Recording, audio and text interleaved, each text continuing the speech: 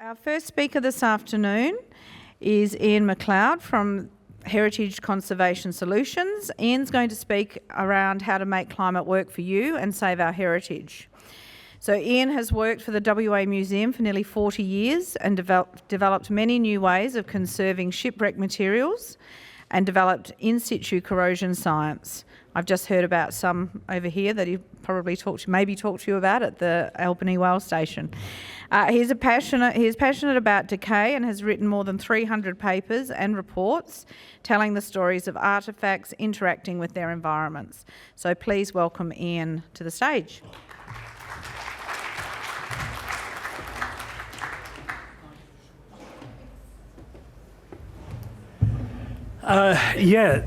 This is what I'm going to talk about when I get the laser pointer working. This is a rock art site at Billiara in the Napier Ranges. If you go back, one of our speakers yesterday was talking about 1 billion years. Wow, this is only about 280 million years ago, which was just last week.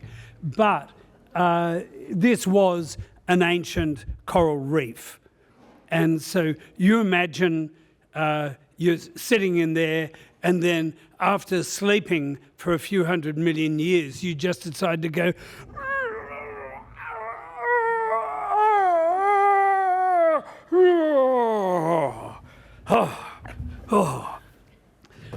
that feels better. And what you do is you lift the seabed up. And what was once a coral reef becomes the Napier Ranges, and that becomes a rock art site, and the rest is history. But one of the things that I couldn't understand was why do the images on the rock art shelters survive? There's no climate control. It is a totally non-acceptable environment for museum objects. Well, guess what? They're not museum objects. They're living embodiment of cultural outpourings of the people who created them. But years ago, I had to go up to Gwalia and go and look at these buildings, which were all made out of packing cases, painted canvas, and so on. And the question was, well, these have survived. How come there's no museum climate control? What's going on? You should have fallen apart. You go up to something and go, whack, whack, whack. No, gently, gently, gently. Oh, hello. How happy are you here?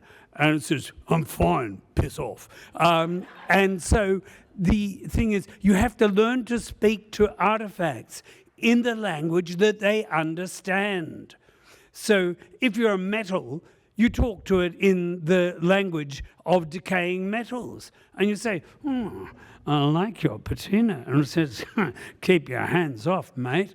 And so what it is, you have to make bold decisions at times. And so I said, well, you need to do this and this and this. And then 18 years later, I came along, revisited the site, and the Heritage Council had done everything that I said they should do. How often does that happen in a bureaucrat's life? Normally, all your recommendations get ignored until things fall apart, and then they say, it's your fault. They say, you didn't read the fine print.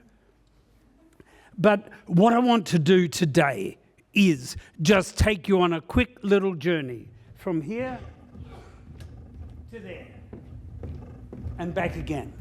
And that journey is to understand what it is that the objects are feeling in their environment.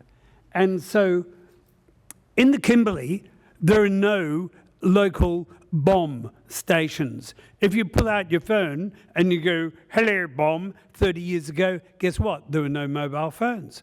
So you had to set up your own meteorological screen away from a rock art site and work out what's the environment here and what's it like on the rock. And then you can work out the dynamics. And so the issue is there's the RH going up and down, and there's the temperature. So as the temperature falls, the RH goes up. Why? It's because there's a logarithmic relationship between the temperature and the saturated vapor pressure of water. So therefore, unless your eye is good at doing automatic logging of that as a logarithmic curve and seeing there's a linear response, most people, they look at it and they say, this is useless.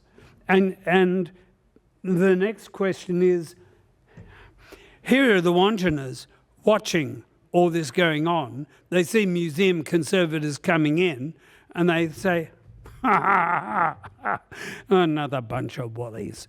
And they think, well, are you going to listen? Because there is no mouth. But are you going to watch with your eyes? Are you going to breathe in the environment and understand what's going on? And the huntite, the plate-like mineral that is used for painting Wanganers, it's two-dimensional when it's dry. But when the RH gets above 56%, it absorbs one monolayer and then 3, then 5. And so the painting becomes alive. And as the RH goes up, the shape and the form of the Wanganer changes. And then down comes the rain. So the Wanganers have done their job. They bring the rain. And so if you learn to understand the Wanganer, you will understand what's going on. And we had a museum workshop on degradation of plastics. And this lady, Thea van Oosten, is a world authority on plastics. And what I found from my reading was that fundamentally all decay of all polymers, paints, everything, it all depends on the availability of water vapor. So polymers like to unravel. I won't take the rest of my clothes off because that would be horrible. But it could be a laughable experience. But the thing is, here is a source of rain just near Bunbury, so it's UV light and water vapor. So if you know the energy of the water vapor, the absolute vapor pressure or the absolute humidity, then you can understand what is controlling the rate of decay. Now, most museums have data loggers. Everyone has been convinced, you've got to have a data logger, or put one here. No, put it there, up there, down there. But they record data and people download them and they think they've done their job. Yep, got the climate studied. But what does it mean? And it's a bit like looking at a data logger file is a bit like looking at the Bible and expecting it to tell you all the historical events that happened in the time of the prophet Ezekiel without opening the pages. So what I want you to do from this experience is A, fall asleep if you're more comfortable doing that, but the next slide will show you, don't give me equations. Yeah, I'm a chemist. I love equations. I'm a physical chemist. I love them even more. I'm an electrochemist. I have a passion for Excel. But the thing, look, I know what turns people off, and one of the things is Excel. But it comes on your computer. So you've downloaded your data logger files. So what you've got to do is linearize them. And so all you do is, we'll just go backwards. As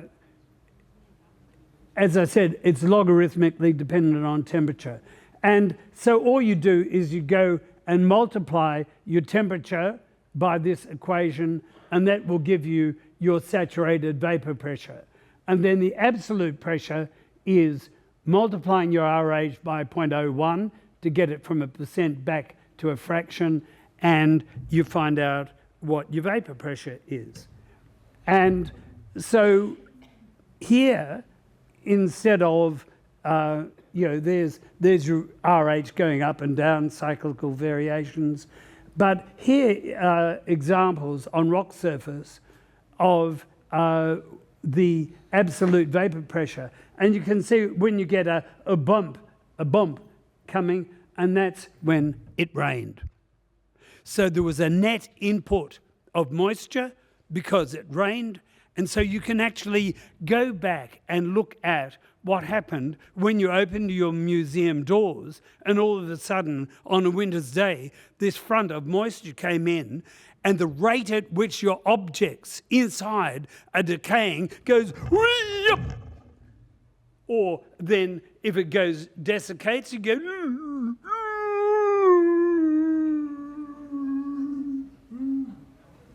I've decayed. I haven't decayed. And so what you want to do is slow down those rates of decay. And Neil North, my former boss, said, a definition of a successful conservation treatment is one that outlasts the length of time you're employed by the organisation.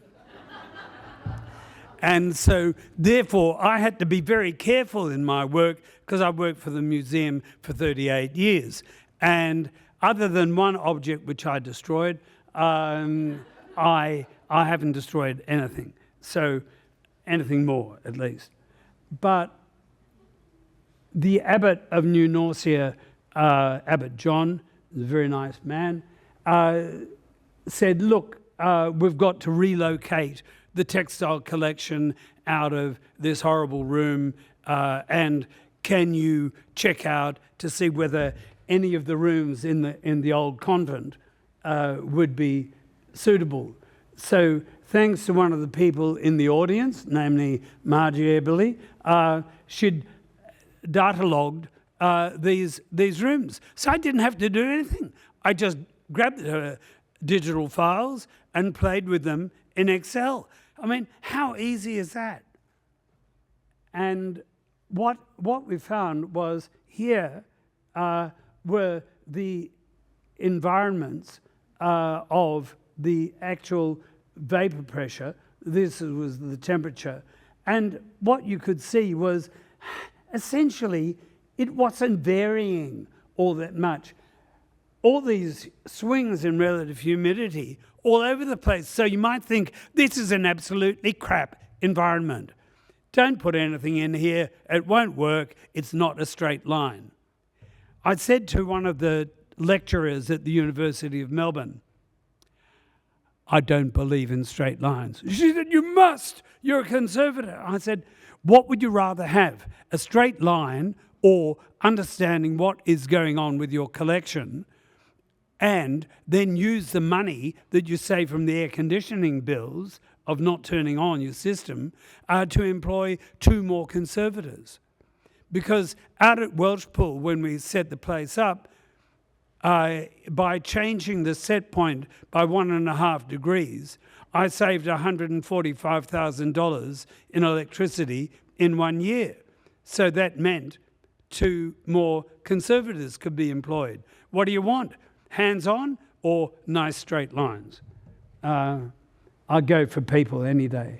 And so what was interesting was that here's the RH, as by now you can work it out. There's the temperature, and there is the vapor pressure. So it looked not bad. And so we were able to do statistical analysis. That's another thing that Excel does for you, like that. And all your data is shaken down, and you get it, and you can work out which is the right environment, which is the best room, and you can work out that the northern side of the convent is no good for textiles, because it gets too much sunshine. Southern side, I like it on the south side. That's why I live in Como, because we have a nice, more relaxed environment thanks to the Swan River being close by. But it meant that furniture and other more robust stuff could go on the northern side of the old convent, and the textile store could be relocated to the south side. Simple. With no air conditioning costs. And one of the things is sky view factor. Now, I was told off by my mate Bruce Ford. He said, no one will understand sky view factors in your audience. Don't talk about it. Well, sorry. Sky view factor is the amount of sky that a point on a surface can see. If you have a bigger sky view factor, your radiative emission of heat goes up, but if you've got a very small factor, it just goes.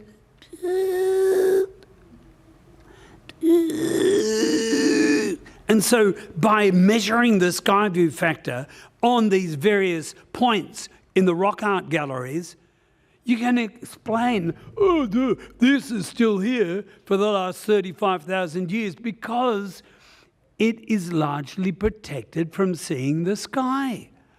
And therefore, the rate at which it's heating and cooling is very low. So that rock shelter, that point on the rock shelter, is a perfect environment for that painting. And so work it out. And so what was fascinating with the data, I love data. Look at the slopes here. This is in the art store at New Norcia where they have the walls boarded up. But look at how the slopes change from -6.5, -7.5, -6.7, -8. This rate of cooling of degrees per hour was when the outside conditions were cloudless. So therefore, the amount of cooling was much greater. Therefore, so even in the one room, depending on the cloud cover, that changes the radiative heat flux in your building quite substantially. So all I'm saying is think about your environment, and you can't control the weather. Even Donald Trump can't control the weather. He may whack a 585% tariff and says, weather, stop! And the weather says, go, jump, mate. But it's a bit the same with graves. You can't control the graves. Why? Because they're all being oriented facing east, so that the people can go rise up and on the day of resurrection and boom, walk out and say, hey, gee, Perth's changed a lot in the last 200 years.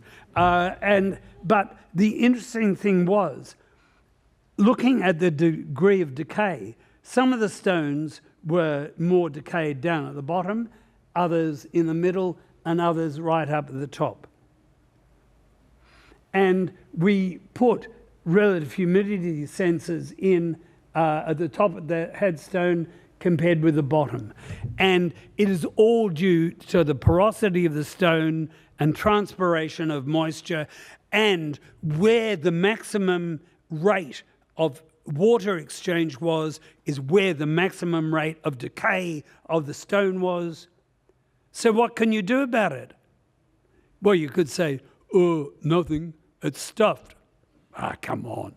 You go and excavate, get rid of the compacted earth, put in crushed blue metal, and then, crushed basalt, and then put a nice little delicate covering of crushed limestone on top, and then the grave and the people inside it can go, oh, I can breathe again, at last. Instead of having all that pressure of earth on top of me, I'm going, oh, I can't breathe. It's hard in a coffin, I know, but still. What it meant was instead of the moisture being forced up through the headstone, it came out through the ground. So you can change the environment very easily. And look, I know I didn't get permission from this couple to take their photograph on a long flight from Auckland. I just went click with my camera, and it's a desiccating environment on an aeroplane. And I won't show you the photograph of what they looked like at the end of that 8-hour trip, but they were somewhat desiccated and prematurely aged. So what you want to do with your collections is store them in a nice, gentle environment, so that after 8 hours of flying, it's still in a reasonable condition. So that's what we did with our rock art sites. And just so you can see the difference, this is what happens in the wet season at one of the Napier Range sites.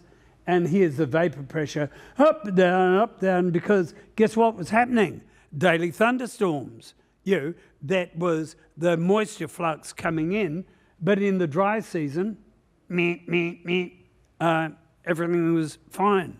People used to say to me, well, it was all going to happen in the wet season. No, in the dry season, surfaces crystallize and you get pinged with bits of rock coming off. You can, if you're lucky, have an air conditioning system that costs about $2.5 million, and you get a beautifully controlled environment, and it stops the flesh on these thylacine feet from going off, but not everyone has that luxury. So last year, I was doing a job for Queensland Maritime Museum, volunteer-run museum, and they wanted to know how much will it cost to air condition the place. I said, I don't know, but I don't know. Is Lee O'Brien? Are you here, Lee? I can't see your hand, but anyway, she was here before. I used to be in charge of Albany, Geraldton, and Kalgoorlie, so I know a little bit about community-based and smaller museums. And so here is a plot of the energy for Gero, and all up and down the place. People like straight lines. It's much easier to predict. So I worked out, thanks to Excel, that if you divide the dollar cost of the energy by the maximum temperature, and then divide that by the maximum RH of the environment, boom, here's your dollar costs. All nice and even. So it means you can go and predict what's going to happen with climate change. You can go and say to the government department, we are going to need another 7.5% to our energy bill in 3 years' time. And so people say, you can't quantify it. Rubbish. It's just a matter of modelling it. So everything can be quantified. I know from my Excel plots that I'm going to be dead in 5 years' time, very likely. But does it matter? No.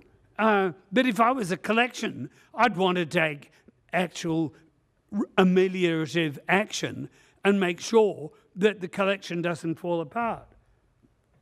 And so that's my message. Just, you've got all this data, use it. It's power in your hands. And if you can go to your boss or to your minister's advisor or to the minister, if you get a briefing with them, you can go and say, look, mate, or ma'am, or whatever you want to call the minister, I can give you artefacts in this pristine condition recovered from the Batavia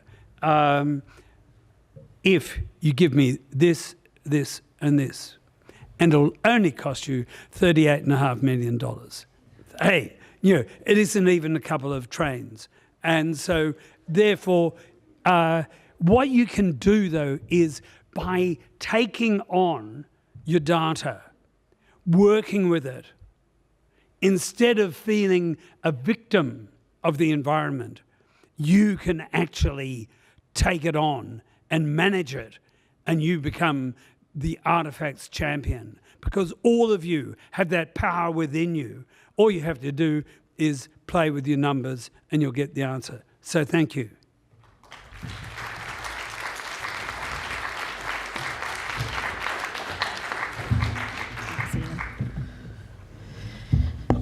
Okay, thank you. I'll give you this one. I'm sure there'll be some questions. Thanks, Ian. Okay, we'll just go to the audience for any questions. If you're online, submit your questions with the QR code. Just got one up the back to start with. Hopefully the microphone's volume's up. Thank you so much for that presentation. I think I'll look at my data logger in a new light now. I was actually wondering if you could help provide a cautionary tale, maybe to make myself or other people feel better. You mentioned in your 38 years of working with the WA Museum collection, there was one object that didn't survive. Oh, that I killed? Yes. Well, the one object that survived was the Batavia composite cannon. I was presented with a slice of it on my first day at the museum when I turned 30. And I'm now 77. It's still stable and on exhibition. The artifact that was destroyed was I was helping one of the staff do a private job for his dad of stripping chrome off a Dodge radiator grille. I managed to strip the iron off the grille and leave the chrome behind. And when I lifted it up in the morning, it just totally disintegrated. So look, any conservator who says they've never destroyed an object hasn't really done a full day's work in their life.